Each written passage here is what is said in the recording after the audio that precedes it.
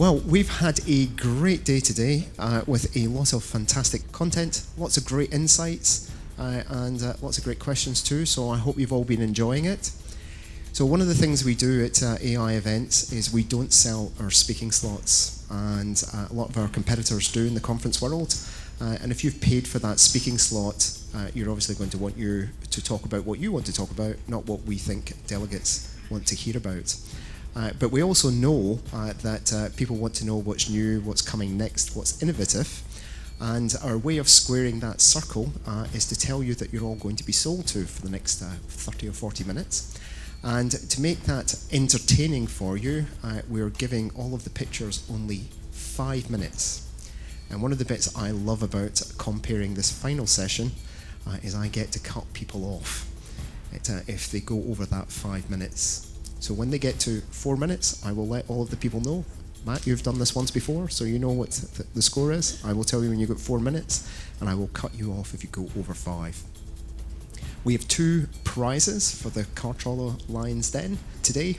One is what's the best and most entertaining pitch on the day, and the second one is the product or the service that our lovely lions, who are going to introduce themselves in a minute, who would actually invest in, which they think is the best product, which they think would have the most upside for their business. So before we go any further, I'd like to introduce our lions. It's Gülcan Berberoğulları. Gülcan, hard to pronounce. And I am working as an ancillary marketing leader at Pegasus Airlines, Turkey. I'm Sinead Finn, and I'm helping with some moderating here at the conference, AMC, and I run my own business called Affinity. And former Ryanair person as well, just a little... That makes me a very tough judge. So you're going to get your claws out. Hello, Sarah Ventoux, coordinating ancillaries and retail strategy for Air France KLM Group. Hi, Marta Rosselli, working for Welling as a digital product owner for CRO initiatives. Okay, so we have a great panel. So I think, are you all lionesses then, rather than lions? So get your claws out. So first, but by no means the last person, is get your guide. Where's Shane? Thank you. Hello, good afternoon. I only have 5 minutes, but first I want to start by asking you a question. I want you to think about your last holiday. Are you thinking about it? Are you picturing the last holiday you took? My guess is that you didn't think about the airline you took. You probably didn't think about the hotel that you stayed in. If you're like me, like most people, you probably thought of what you did when you were in the destination and who you did it with. I would think about the trips that I took with my son to Amsterdam, to Venice, and the things that we were able to do there. Saw the Kokhoff Gardens, went for a ride in a boat, went to the Nemo Museum, all things that we were able to do through Get Your Guide, the largest marketplace for tours and activities worldwide, with over 33,000 tours and activities. And it's not just this value proposition of being a big marketplace that's made us a great partner for the travel industry. There's also a lot of money to be made in tours and activities. To give you some sense of it, this is rental cars. Most airlines here work with the rental car business, so you know, and it's worth about $79 billion a year spent on rental cars. About $130 billion a year is spent on tours and activities. Quite a lot. And you don't have to take my word for it. The CFO of TripAdvisor has said he expects travel partners to see hotel-like commissions from the tours and activities space. So it's this math and it's this value proposition that's made us a really excellent partner for a number of airlines: EasyJet, KLM, Wizz, Emirates, Ryanair. I'm sorry I forgot to include Pegasus. We're now working with Pegasus Airlines. So we are the partner of choice for a number of airlines. We'd like to be your partner of choice if you're an airline. A little bit about how we work with airlines. We have a number of tools that we provide to our airline partners at no cost to make it easy, quick, and efficient to start selling tours and activities. For example, we have a white label solution. This is our EasyJet example. We have an API if you want to do email, and then we have some widgets that we can provide. So we make it very easy to start plug and play and start driving revenue through the sale of tours and activities. Get Your Guide, our mission is to turn your trip into a great experience. And I really want to work with airline partners who want to do the same thing. Extend your brand into destination and help turn your traveler's trip into an amazing experience. I hope you'll join us. Thank you.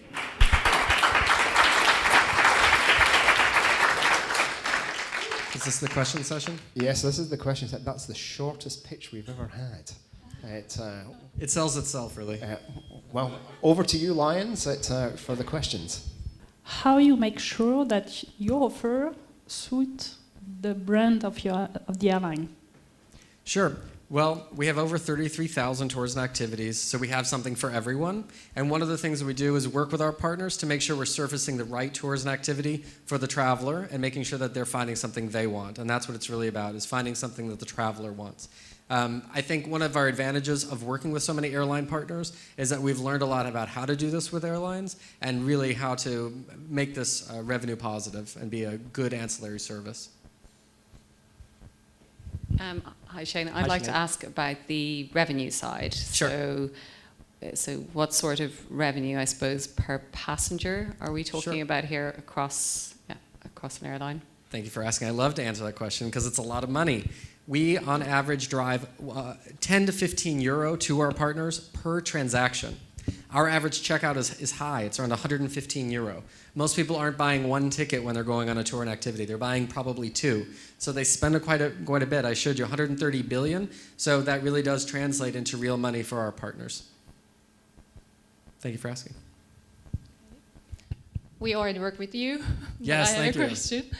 How do you have customer service to your customers? I mean, if a Pegasus customer have a complaint about something on your tours, how do you help them? Another great question. We have a customer service department. That's so important to us that we run it in-house at our headquarters in Berlin. We have over 200 people. They speak over 17 languages. They're open 24/7, and they make sure that our travelers are having a great experience. If they have any problems, they're going to call us, and we're going to solve it for them. I think mine is a little bit controversial, but in terms of your competitors, is there something that sort of you guys do better, or differentiates you guys? Yes, absolutely. So one is we were founded in the EU, and we have a foothold in the EU market. So we've got some of the best inventory of tours and activities, and a lot of inventory in the EU. So that's one differentiator, and may not be that interesting if you're not an EU partner. Second, 80% of our inventory is bookable same day. You wake up, open, get your guide, book something for the afternoon. That means our partners can take advantage of that time to sell in destination. You can sell somebody when they're about to get on an airplane, when they're on the airplane on Wi-Fi, when they've landed and they get a message through the app, pre-trip email. It's a huge market that we've opened by enabling that, and none of our partners can sell with those sort of windows. And third, we're pretty scrappy. We still consider ourselves a startup, and we're going to give a really great deal to our partners, a really good commission. So I think that's another differentiator. Another question. We know that flights can be delayed. Mm-hmm. What's happened in this case? Again, our customer service would handle those, and generally we can reschedule or offer a refund. Proactively, or it's up to the customer to contact you? We have not had a partnership where we've really done that proactively, but I think it's something we could explore. I think that would be really interesting. We have had cases where we know there's maybe a natural disaster, or actually in France, we talk a lot about some of the terrorist incidents that caused us to really proactively reach out to our customers, make sure that they knew what was going on, make sure they were safe, give them refunds. So we have done that pretty proactively. I'm good on questions. Any more questions? Okay, Good, round good of applause. Thanks very much. Okay, thank you. So next up from Essentialist, you've no pressure on you in terms of time. The clicker's there, right? Your 5 minutes start now. Okay, thank you, Mike. So today I'm going to introduce you to Essentialist, and I'm not going to talk about 100% of your customers, not even close. I'm going to show you how we think we can add value to your top customers. And for us, your top customers could be just like, that 10% that delivers most or a good share of your revenue. And how we believe that these people, that they are a premium set of clients that deserve their own seats at the plane, they deserve their own lounges at the airport, and they serve their own in-flight meals. How they serve a dedicated ancillary approach. So who they are? They're super affluent, they're very demanding, and they're focused on experiences. And they spend over $30,000 in leisure travel a year, if we're talking about the top 5% in the US. And they have a growing need to turn their business trips into opportunities for leisure. So, what does this mean for loyalty and ancillary? So, for us, what we've learned is that the one-stop solutions won't work for them. So what's good for the other 95% of the customers is not really good for them, because for them it's not about choice, it's about recommendation. And they are really focused on service, so getting a lot of fragmented bookings won't make the trip for them. So it's about the perfect hotel, the perfect place to have dinner, and it's all about building the perfect itinerary around their trip. So at the end of the day, something very simple. It's something that you're already doing on your plane and on your airports. And we want to think, okay, how can we extend that experience on the airport and on the flight so that they can really have a premium planning and on-trip experience, which it opens up also an ancillary revenue opportunity. So we're doing it like a little bit from a side approach. So who we are? We are essentialists. We are high-tech, high-touch luxury travel service, and we are a membership-based model in our direct business. And what we do is that for each of our members, we assign a dedicated travel designer to this customer who gets to know them, this customer very well. We plan bespoke trips with access to one-of-a-kind experiences, and we book everything for them. So in one single booking, they will get anything from their hotel to their restaurants, the experiences, the transfers, whatever they need. And we have just the level of technology that they need. We are very focused on an app where you have all your itinerary and your confirmations. And the key to all of this is that we've said how demanding and sophisticated these customers are. So how can we make sure that worldwide we can offer something that is of value of these kind of demanding customers? And our secret sauce is that we have access to a global network of top travel writers and lifestyle writers that are creating the destination for us. And they're involved on the individual trips of our guests, making sure that we're posted on what's the best hotel for this customer, what are the newest restaurants in New York that they need to be going to, and connecting us locally so that we don't miss any experiences. So something very unique that can only be done by the access that they provide us. These are the people who are writing for Vogue, for Condé Nast, for Travel and Leisure, so working for Financial Times. So we really get the best on each destination, and someone that is a credible source of recommendation for your premium guests. So where are we? We're young, we're a fast-growing business. We launched in June 2017, and we sold 1 million. We're in 2017, but we are on track of selling 8 million this year. And we reached a partnership with the Wall Street Journal Plus members, and we're giving them travel intelligence. And most interestingly, we've made a partnership with Starwood, now Marriott, to give their ambassadors program, the most frequent tier of their loyalty scheme, destination intelligence, but also bespoke travel planning. So even someone like Marriott, who has You have a minute to go. Okay, a network of concierge all over the world, they turned to us to make bespoke trip planning and to make sure that they were giving the right destination intelligence to the right customer. We have over 60 editors. We're covering 100 destinations, so pretty worldwide. And most importantly for this audience is that we're opening up a huge ancillary opportunity.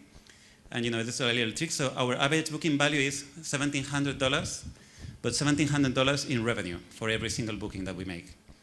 So to wrap up, we think that these premium customers deserve a premium ancillary approach, and we think that there's lots of money to be made while adding something that is good for your product, for your loyalty scheme, and also for your ancillary. Thank you. Well done, within the 5 minutes too. Lions, over to you. Hi. I'm just wondering what your target group is in terms of airlines. What airlines are you looking to target? What type of airlines are you looking to target? Well, I think we're targeting people who have a clear focus on their business, the business premium customers and business class, first class. So for us, some people who can really have that niche market and that they are really looking for ways to grow it and to differentiate it further. Okay, I'm very glad you said that and didn't say low-cost airlines because it just wouldn't fit. No. This is just for, and in fact, we don't think that we can work with everyone. We have to work with, we're not looking to work for everyone because then the differentiation is gone. Yeah, it's very niche. An average booking value of that amount, if you add that to a ticket price, it's quite a lot. But just to be sure, this is the value for us, people booking with us, beyond the flight, the opportunity to be made in revenue is 1,700. So if you hand over that customer to us, and we book the whole thing for them, they probably spend $15,000 in hotels, experiences, and this is where is the revenue that we can generate for you. So it's actually our contribution to your business. Okay, so the way it would work is the airline would pass the customer over to you, and then you deal with the customer from there, and then you pay a commission back to the airline. Mm-hmm. Is that the model? Okay, that's okay. In order to propose the proper service, how you gain data on the customer? How to make sure that we gain what? Yes, if you want to propose personalized services, how do you manage to get the data from the customer? So do you expect the airline to provide you the data? How this will work? For me, there's two ways of building this. One is that on your higher tiers of your loyalty scheme, that we who these people are, that we could connect to that as a bundle service. So suddenly Air France has this fantastic premium service that they give dedicated travel planning to their elite members, and this way we know who they are. We can probably brand it Air France in a way. But then we know who they are. And the other option could be that for the intercontinental flights that people are paying maybe $8,000 for a round trip, maybe it's a way to differentiate that business class further, which is, that for that trip you're going to have a dedicated travel planner assigned to your account. But it's not clear for me if you will engage the customer. Yeah, we would take that customer from that point. Based on the airline recommendation? Based on, if the airline supplies us with a customer that is going to Miami, in the second case, we would take it from there. We'll be there, we will prompt them, do you want to make use of your dedicated travel planner? And if they do, then we would connect with the customer, plan whatever experiences they're looking for, and book it for them. And in terms of how you would sort of approach this customer, so let's say you were working with an airline, would there be stuff like a white label, like something in the app? Have you guys thought about the touch points that you would explore to sort of offer this service? So, I don't see it so much as a cross-selling opportunity as you would do with other services for the other 95%. I see it more as a product offering. So you position it as a service, and then people take it because, they can take it or not take it. But, if they say you get a dedicated travel planner, maybe they take it. But how would you sell that service? Post-sale email, loyalty scheme communication, and probably branded as the airline more than us. Using the branding of the airline, so a kind of white label, but not from a technical point of view, but not from a service point of view. So for instance, if we were to identify the business customer from our data, that we can do that. And then, at that point, you would surface something saying, hey, do you want this service? Yeah, right? yes, in this case, Vueling has this great tool for, not the Vueling is not your target. But basically, I think we have to see it as, why people access the lounges, because, it's something that, they get it for free in a way. I think this should be something that is built on the product and that we can then take it from there, because they would probably, our experience is that they would come to us, just start with us. They will come to us to say, hey, I booked that, I booked the Miami flight. Now, what's the restaurant? What's the hotel? What's the itinerary that I need to build? Actually, I was curious about the same things, the business model and the touch points. What's left? I think the revenue. Are you working with a revenue share model? So, so far, we haven't worked on a revenue share model, but for airlines, we see that, this is an ancillary conference. So we see that maybe the best way to really get into one of your company's product is really to work on a revenue share model.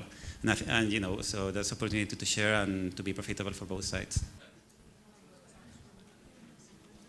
I have one last question. We we can find other premium concierge service over the world. What is your differentiating factor? So we're not really a concierge service. The concierge service usually is more on a destination ticketing or luxury focused. I mean, we're more travel focused, which is for people who are a bit sophisticated about connecting to the local culture, or planning an itinerary that really has this editorially driven content on the back end. It's not about getting you onto the hottest table in the world, although we would try to do it. It's really about if you're going to South Korea and you know nothing about South Korea, what is the places that you need to go, and you are talking to maybe the New York Times editor there that is is giving you the insider scoop on what to do. So this is really a different approach. We're editorially driven, whereas they are more commercially driven or luxury driven, so we haven't seen a lot of overlap. And our customers, nobody's really seeing us as a true competitor to them, which they usually use more for the day-to-day personal assistance needs. We're only travel. Okay, I think we're good. Thanks very much. Okay. Thank you. Round of applause. Thank you very much. So next up at Raleigh and Drake, a little bit of a nod for those of you that are not British to two great British travellers. Okay, your 5 minutes start now. Yeah, and since we are in California right now, it's also in shorts. Rad. So that works too. So my name is Gilad Gorin. I'm the co-founder of Raleigh and Drake. It's an exciting opportunity to be able to share this product with you, so thank you for your time. So in drawing your passengers to make that next ancillary purchase, what are the factors that really determine conversion? When we did the research and looked at the best-in-class e-commerce companies back in the States and here in Europe, we realized that there's three major factors: personalization, curation, and emotional connectivity. With those factors in mind, we built Raleigh and Drake. Raleigh and Drake is essentially a white label solution for bookable content, highly curated and personalized for the travel experience. What we aim to do for you is unlock this massive opportunity found in in-destination spending, $1.5 trillion. And we do that by enabling you, the airlines, to offer your clients with an entire world of on-demand bookable, influencer-generated content. Content in the form of city guides, recommendations, and destination videos. And the content is created by those whom your travels already trust. And it's all offered on a seamless and simple discovery platform. For the first time, you will be able to offer on-demand experiences throughout your digital touchpoints. Think your website, any of your apps, confirmation emails, and yes, in-flight, both IFE and PEDs. This is an opportunity to create a premium personalized service. It's not a one-size-fits-all, because frankly, as my colleague in Essential assessed, one-size-fits-all doesn't work. We looked to the North Star of e-commerce, Amazon, and we saw that just with simple personalization, they were able to improve sales by upwards of 60%. That's insane. We want to create that sort of sense of familiarity for your clients, that, they finally get me opportunity that leads to conversion. So with that, I know I have a little time left. So what we aim to do, very simply, is to help you become that guiding light for the experience for your travelers, and in doing so, be able to reap the benefits of, frankly, higher engagement throughout your digital touchpoints for remarketing and retargeting opportunities. Brand loyalty. You are able to facilitate the entire experience, and yes, ancillary revenue. So thank you.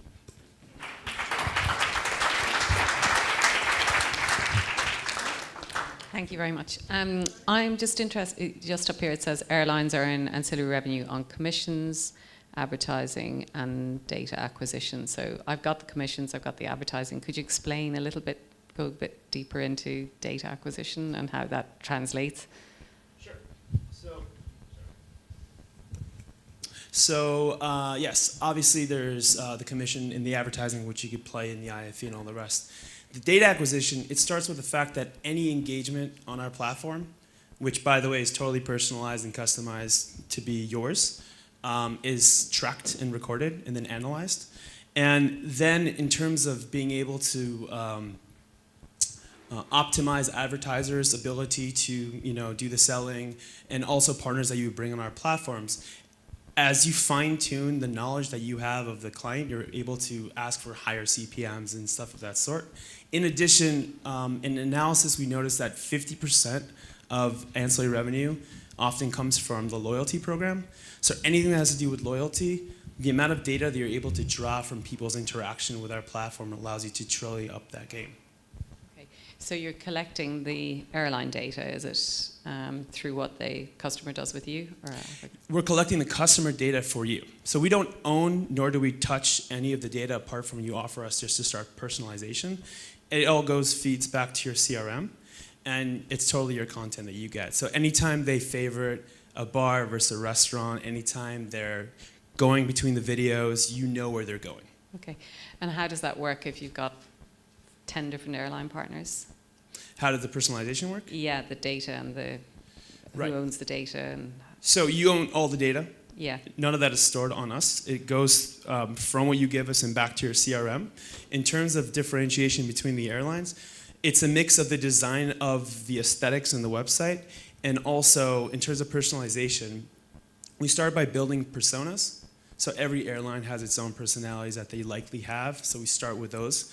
And then as the user starts interacting, it increasingly personalizes. So you're never gonna have the same experience between airlines, let alone between different flights.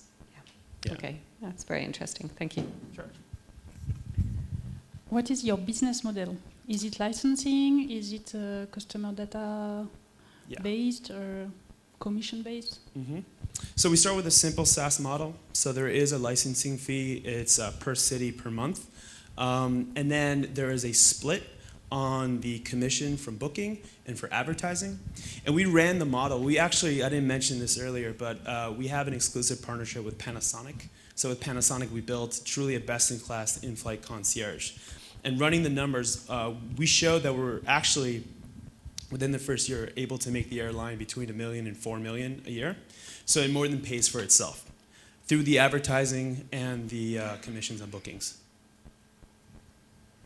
Thank you. So, just so I understand better, so how is the customer going to access this? Like, Yeah. if you go on Welling, and then how does this appear? How do you envision? Yeah. In an ideal world, if Yeah. Velling's like, let's do everything, Yeah. as soon as they get to their website, and it's up to your design, we would have a section that's the Discover section, and we would think of it like a white label, cool version, no offense to TripAdvisor, but TripAdvisor, Right. where you okay. could put it up. And then we could take the next step, and it could also sit seamlessly on your app as well. So if anyone has the app, there could be a section. In the confirmation emails, as soon as they book a flight with Velling, in the bottom it'll be city guides or just recommendations or the explorers themselves. And when they would click through, it would go back to the website. And it's geo. Totally geolocated, absolutely.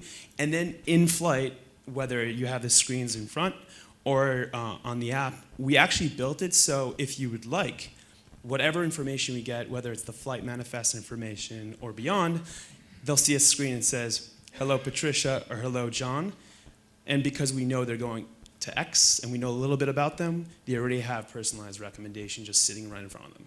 And these recommendations are mainly tours, activities, restaurants, what else? Tours, well, so we do not just do bookable, we do everything, because if you're going to New York and you don't go to Central Park, what are you doing, right? So you'll have incredible experiences that include tours and activities, tickets to shows same night and then in the future, sporting activities, restaurants, literally everything that's not a flight or a hotel. And you, as the airline, could determine whether you want a specific theme or a specific persona. It's all totally customized. And the advantage of a SaaS model is that we're constantly updating new explorers, new content, new features. The next feature we're building is it's called GeoSure, so that not only do you know that you should go to that restaurant in Bushwick, Brooklyn, but you also see that it's safe, because it's not Bushwick of 1992, it's Bushwick of 2017, right? So all these things, we keep adding more to it on a simple SaaS model. And then in terms of the sort of post-booking, so once they've booked it, and then do you guys you just surface the content and then just leave it up to? Well, so again, It's just yeah. If you want, the more you want to get involved, the more we could provide. We have geolocation notifications. So if you started favoriting things before the flight, on the flight you add some more. It's all stored, and then voila, I'm walking and I'm 50 meters away from a restaurant. Boom, push notifications could come through. Same thing on sales. It's we give you the tools, and the more you want to get involved, the more we could really build that full experience. I mean, the dream for us is that the airline is no longer just the facilitator that brings you to point B. It's truly the hub from which you get the inspiration for point B. So it's the airline that becomes sort of like the hero.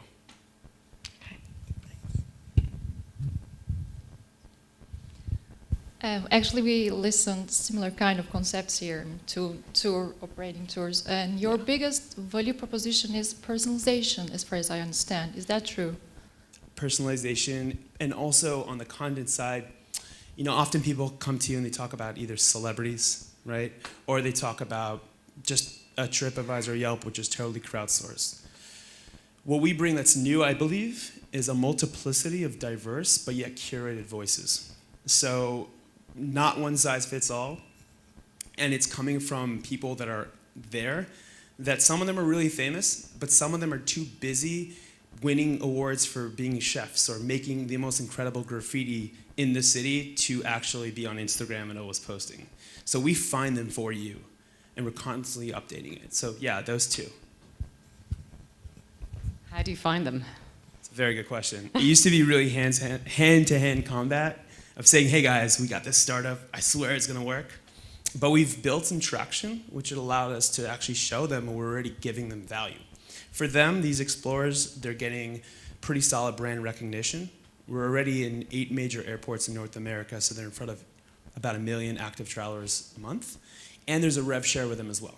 So they have the incentive of being able to earn money. And frankly, a lot of them are doing it because, you know, I used to live in New York. It's hard to say that, but and there's so much in this city beyond Times Square. And a lot of people have pride in their city. And they want the world to see their city through their lens. So it's those 3 things that should really service a lot of great content for us. And then the last thing is that we've been adding bigger names as well. So the Infatuation, Zagat, these are brands that have a ton of content, and they're looking to recycle and reuse it. And obviously high premium targets like travelers are a great way to do that. Okay, I'm good. Have you any more questions? Okay, we're good. Thank you very much. Thanks a lot, guys. Thank you. Thanks, guys. Thank you very much. So last but by no means least, we have the chief storyteller. So no pressure on you, since you're obviously good at telling stories. It's from Likeware. Your 5 minutes start now. Hello. No, it's not on. Well, now it's on. How's it going? When I was 14 years old, a new girl moved to our school, and she was beautiful, exotic, from the rugged terrains of, well, Wales. And it took me about 2 months to ask her out. And I waited till the last moment on Friday, and I thought if she said yes, I could go, okay, let's do something tomorrow. If she said no, I was gonna go, I was only joking, I didn't want to go out with you anyway, and then go cry for the next 2 days. And anyway, she said yes, and I was like, hey, do you want to hang out Saturday? And she was like, yeah, I'd love to. And then she was like, man, it's my Nana Josie's 92nd birthday. You should come. And I was like, okay. And I went home and I was like, Mom, crap, what do you buy old people for birthdays? My mom didn't like the implication of that question. But anyway, I turned up the next day with a bouquet of flowers and met the whole family. And old people's parties are pretty mediocre. But quite funny watching them do karaoke. I found that very entertaining.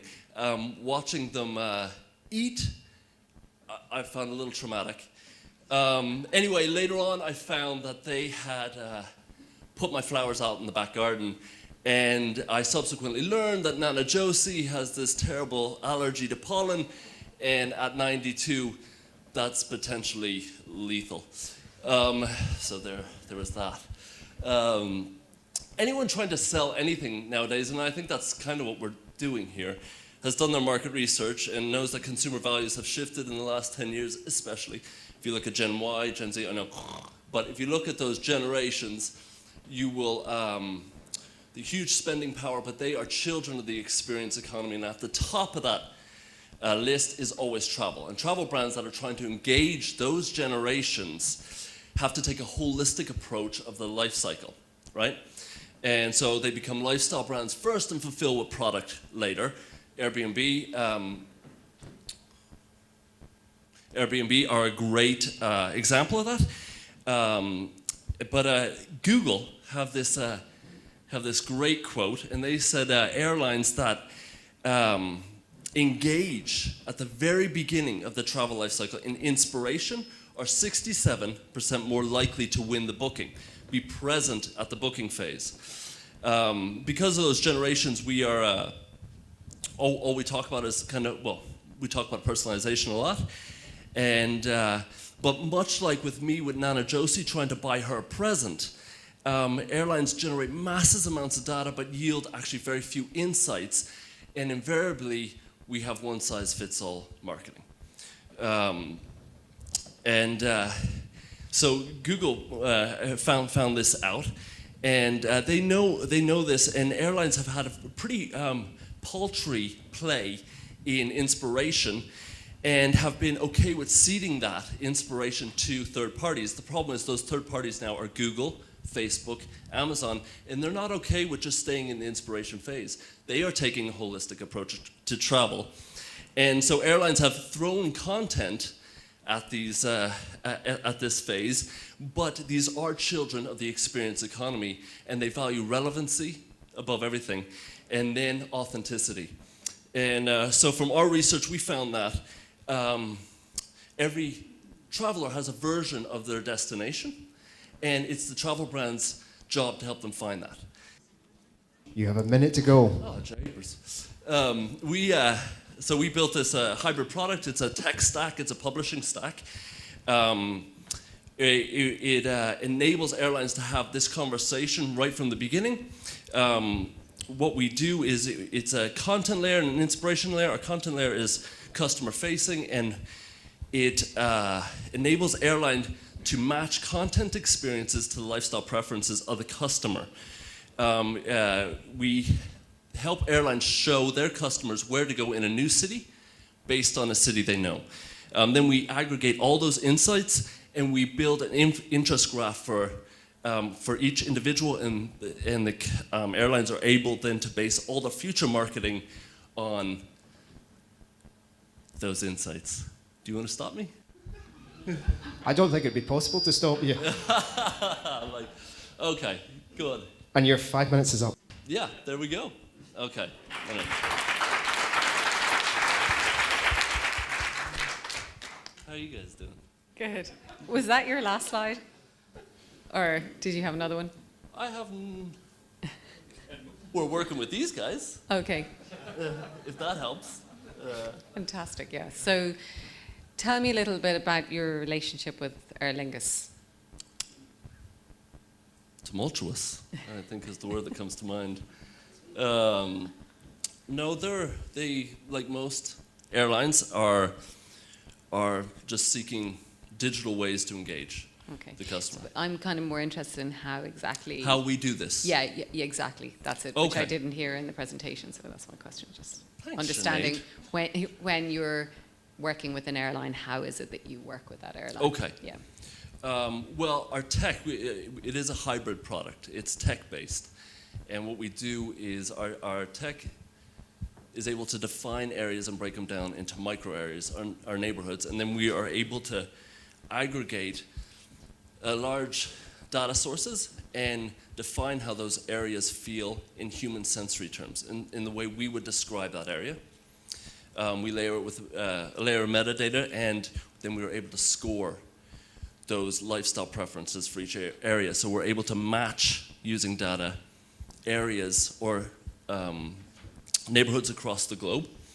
Then when we integrate with an airline, we have kind of a onboarding system similar to the likes of Netflix. When you start with Netflix, they go, just tell us a little bit about you. Well, what we do is we know that people love their home city. Sinead, I know you love your home city. It's London, you couldn't love London. Yeah. Well, if it was Dublin, no. It was Dublin once upon a time. If it was Paris or Istanbul? Yes. Istanbul, Barcelona? Okay. So if we'd have a 30, we break down the city into neighborhoods, and we say, where do you love in your city? Hey, we love Barcelona, you love Barcelona, where do you love? And you'd be like, it's just a quick experience. You go, I like Barceloneta, El Col, the Gothic Quarter, and whatever else. And then you'd say, you just press start my story or hit my story, whatever the airline wants. And that accesses our metadata, and that gains us 5 to 10 lifestyle preferences of the individual. So then we're able to say, well, you like Les Ramblas in Barcelona, you're going to like Kärntnerstraße in Leipzig. You're going to like. Got it. So how do you commercialize that? Or do you commercialize it? You mean we make money? So how do we make money? Love it. Yeah. Well, we have two plays. We for the airline, we want to give them trust. We're a white label, so we sit behind them. We want them to be able to build trust and credibility at the top of the funnel, where they have really very little play at the moment. But then what we do is, while building trust, credibility, and volume at the top of the funnel, when integrated with your airline app, as soon as you've finished the booking and the app generally becomes redundant at that point, we flip, and all the content that you're engaging with becomes your guide through the city.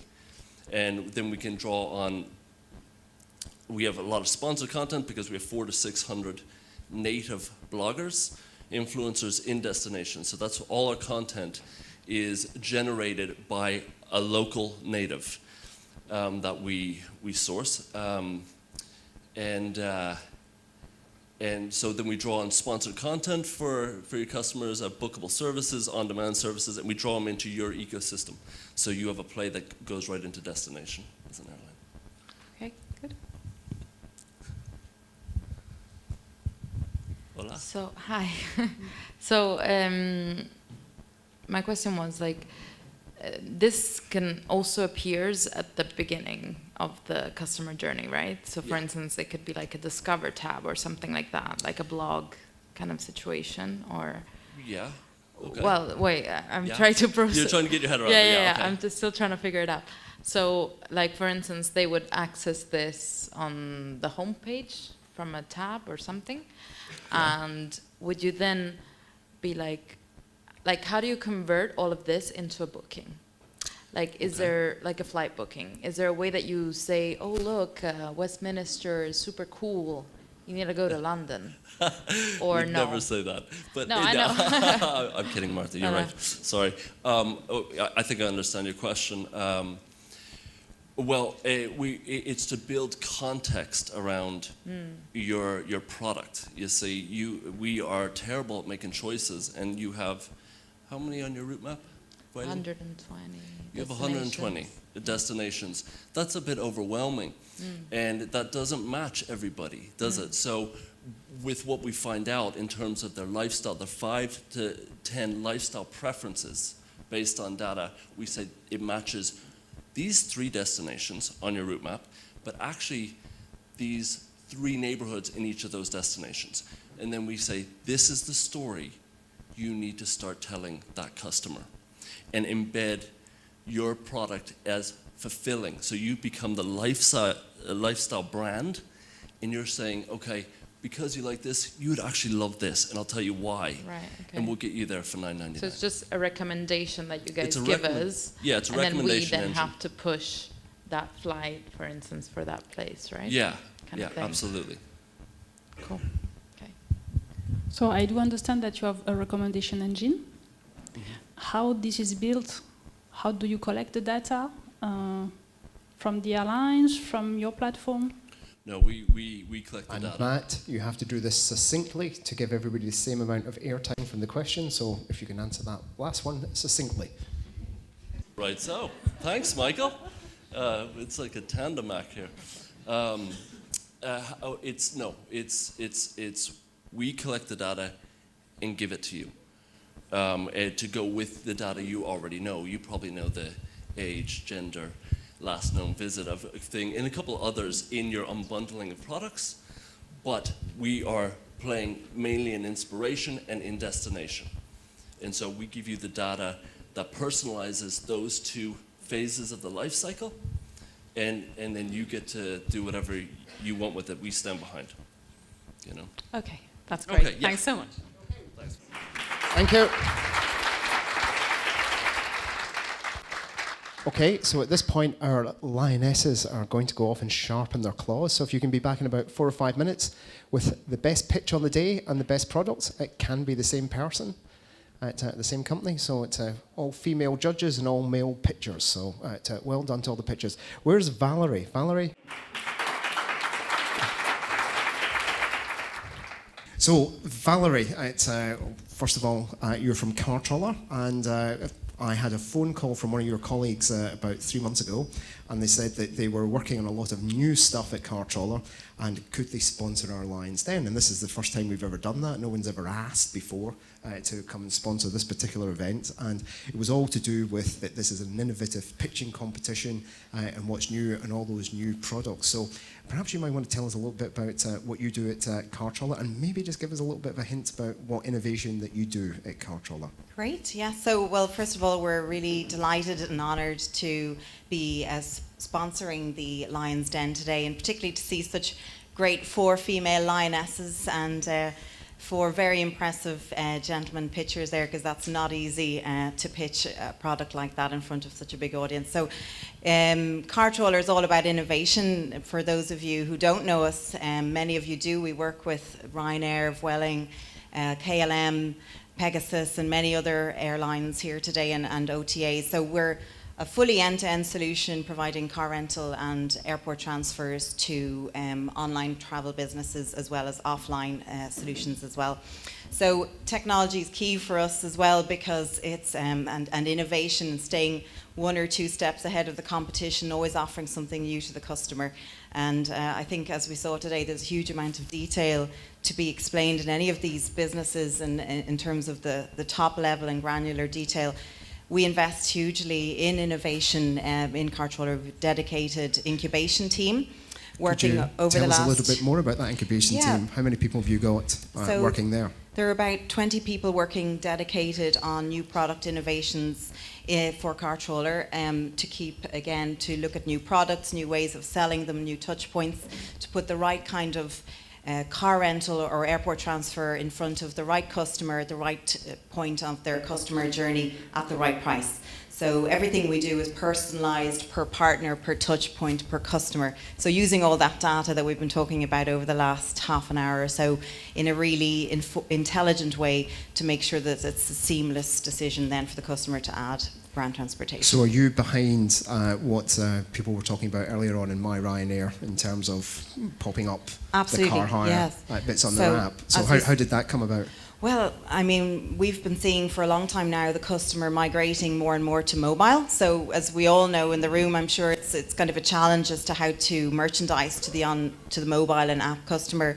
And so we have various web solutions and app solutions, SDKs, for car, for on-demand taxis, for pre-bookable taxis, but we're also growing out our content now to activities and other theatre tickets and other kinds of products, parking, lounges and so on. So that's the kind of a next step for us, which is quite exciting. So you would have been very interested in some of the people who were pitching today. I was listening very closely, Yeah, because they've probably got some of the technology that would be of interest to you. Definitely, absolutely. And I mean, the whole conference has been great in terms of some really interesting ideas raised. Keep saying nice things like that. Yeah, I like that. Well, it's not hard, you know.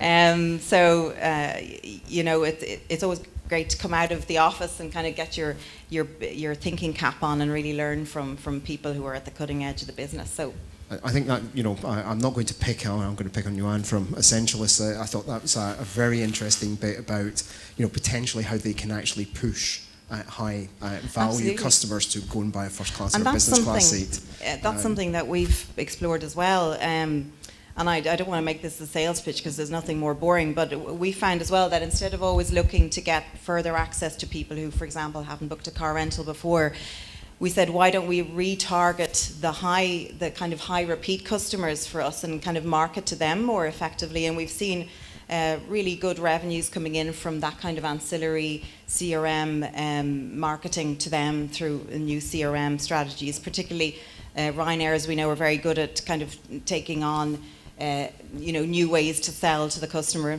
You could say it's spamming the customer, but I don't think they believe in the word spamming. You could never contact a customer enough, as we were talking earlier with Videro, and they send so many emails, but actually all of those emails generate more bookings even months down the line. Bookings are still coming in for car rental sales that we did 6 months ago. So CRM is crucial now. The fascinating thing, and I do fly in Ryanair, and I use the booking tool. They don't in the app offer me car hire any longer.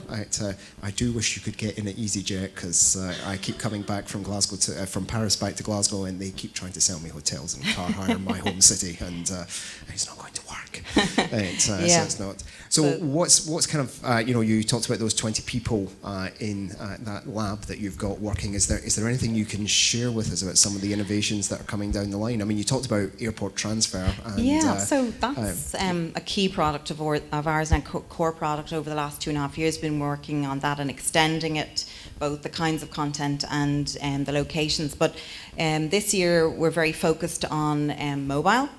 But also on a new marketplace product, which I kind of briefly referenced there, includes things like activities, lounges, parking, all these other ancillary products. And I suppose increasingly airlines, airports, online travel agents will need to be offering these wide services, not just their one original core product. And so we want to make that as quick and easy for them to integrate, no matter what way they want it. It would be XML or a white label solution or our award-winning Smart Block technology, which is in-path cross-selling, which is incredibly effective and easy for the partner to integrate, not like a full XML integration. I do love the whole in-path that, many years ago when I worked at British Airways, we started selling travel insurance long before in-path became quite a trendy word. Can you tell us a little bit more about how that tool works? Because that's kind of interesting, because I mean, one of the challenges most of the airline people face is, this is a great idea, but how do I plug it all in?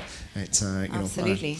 And you don't want to throw the customer off their core purchase, which is the flight or the package, the holiday package. That's obviously, don't want to lose them along the booking way. So everything we do is to kind of use all of that data-rich insight to personalize the product, pricing. So it's just a one simple click. They don't have to link off anywhere else. They get all of their content there. And it's just a one-click button for them to add to their basket then and transact. So they make one payment for the full package, but in fact CarTrawler will control the UI and the content on that particular technology part. I'm sure for most of the airlines that kind of one-stop shop approach is probably really important for them. Oh, I see some white smoke coming up. Wonder who's won. Are you going to tell me? So it was very, very difficult because we have had some fantastic products and presentations. It's not a joint winner, which is good. So nobody's won a joint then? No, so we prefer it that way because we discussed it as well, that we think it's fair to, but it also was the way that it happened, so that's it. So in terms of best product, we went for Raleigh and Drake. So round of applause for Raleigh and Drake. I mean, the main reason, just for everybody to understand, was that, you obviously have looked at the ancillary revenue piece, the commission, the advertising, and then what we really liked was the personalization, but also the way you're prepared to share the data, and to share what's happening to that data when it goes to you, because that's very useful to an airline in terms of further monetization. So that's why we chose you as the best product. In terms of best presentation, we went for Get Your Guide. That was what we felt was the best presentation. And we felt that, you know, maybe the others needed to develop a little bit more. Maybe there's a little bit, the fact that Get Your Guide are obviously already working with many airlines. They've been out there, they've been pitching. And I suppose maybe for the other entrants to have a look at how Shane presented and learn from that. So that's what we felt there, because we didn't feel it was a very level playing field, if we're honest, just because you're obviously newer entrants into the market than Get Your Guide. So we want to make that clear as well.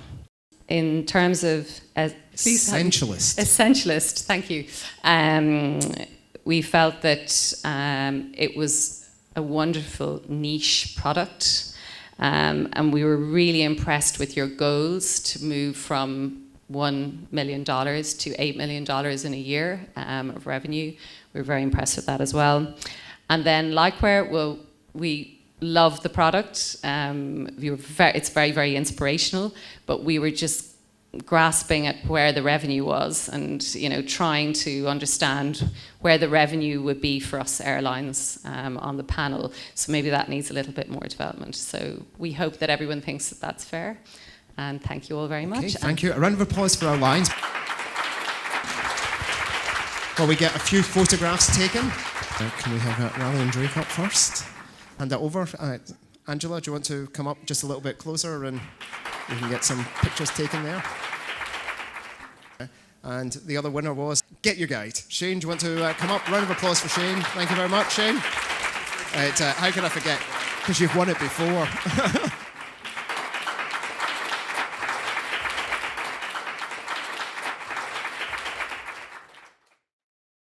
Okay, thank you very much. And if you want to open the doors, drinks are served. Please go and network and talk and meet people and do business. And we'll see you tomorrow morning at 8 o'clock for breakfast. Thank you very much.